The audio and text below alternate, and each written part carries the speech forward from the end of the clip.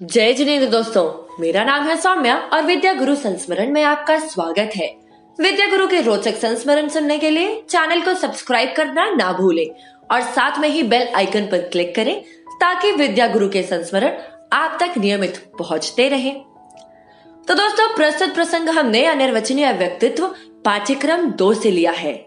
तो आज का यह जो प्रसंग है वह सन 2008 की बात है और यह बात उस समय की है जब आचार्य भगवंत रामटेक महाराष्ट्र में विराजमान थे। तो दोस्तों, आज के इस प्रसंग में हम देखेंगे कि आचार्य भगवंत अपने लिए लाना ले जाना अथवा उठाना रखना आदि क्रियाओं को करने का कभी किसी से नहीं कहते हैं और वे कोशिश भर संकेत, इशारा आदि से भी बचते हैं।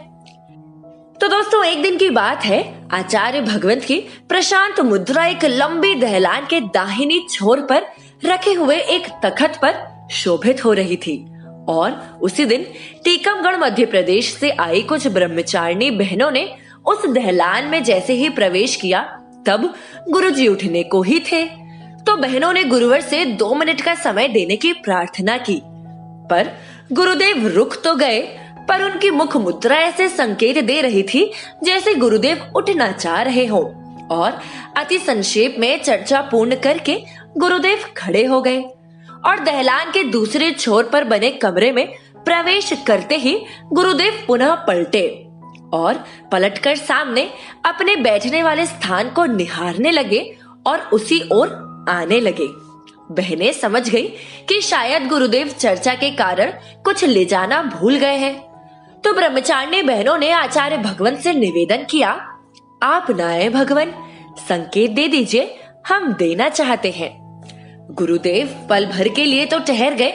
बहनों ने शास्त्र उठाकर दिखाया। गुरुजी पुनः आगे बढ़ने लगे।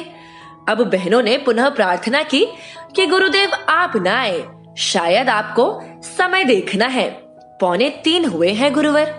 अब इस पर आचार्य भगवंत कमरे की दहलीज से बाहर कदम बढ़ाकर फिर से आने को हुए। अब बहनों की प्रार्थना पुनः करुणा भाव पूरित हो गई।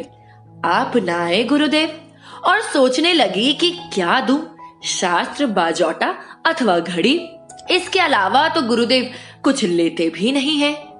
वे पूरा बाजौटा उठाकर गुरुजी के पास ले जाने को हुई और यह देखकर गुरुवर ने अपने कदम आगे बढ़ाए। अपने स्थान तक आकर एक आले में रखे हुए अपने कमंडल को उठा लिया और दोस्तों, यह देखकर बहनें दुखी होकर बोली, गुरुदेव हम इतना भी नहीं समझ पाए। आपने हल्का सा इशारा क्यों नहीं किया गुरुदेव, नहीं तो उस ओर देख ही लेते। परंतु दोस्तों, गुरुदेव तो भगवान हैं। वे मुस्कुराए, ओम बोलकर आशीर्वाद दिया और वहां से चले गए। परंतु कमरे में कमंडल की जरूरत क्या होगी, ऐसा वे बहनें सोच ही नहीं पाई कि वहां से बाहर जाने का कोई मार्ग खुलता है।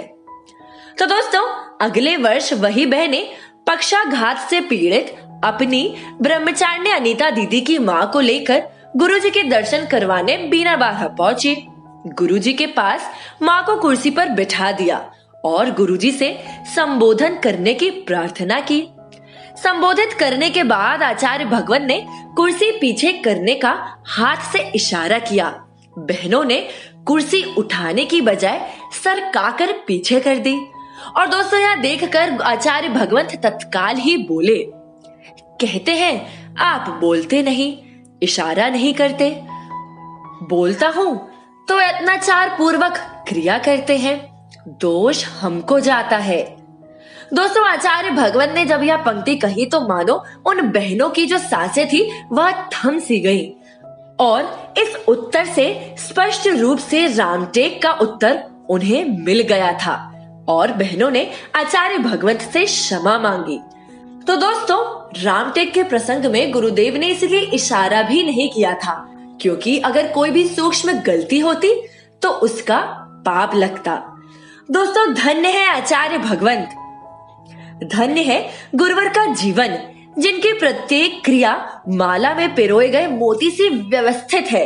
जब जिनेंद्र देव की आज्ञा है कि वस्तु को उठाने रखने में पिच्छी का प्रयोग करें, तब फिर वह कैसे कमंडलू को उठा लाने का इशारा करते। ऐसे संत शिरोमणि अध्यात्म योगी जगत आराध्य आचार्य गुरुवर श्री विद्यासागर जी महामुनिराज के पावन चरणों में त्रिवार नमोस्तु। दोस्तों फिर मिलेंगे गुरुदेव के कुछ रोचक संस्मरण के साथ। तब तक गुरु भक्ति में लीन रहें और अपना ख्याल रखें। हमसे जुड़े रहें हमारे फेसबुक, यूट्यूब और व्हाट्सएप ग्रुप से। अपना और अपनों का ख्याल रखें। सादर जय जिनेंद्र।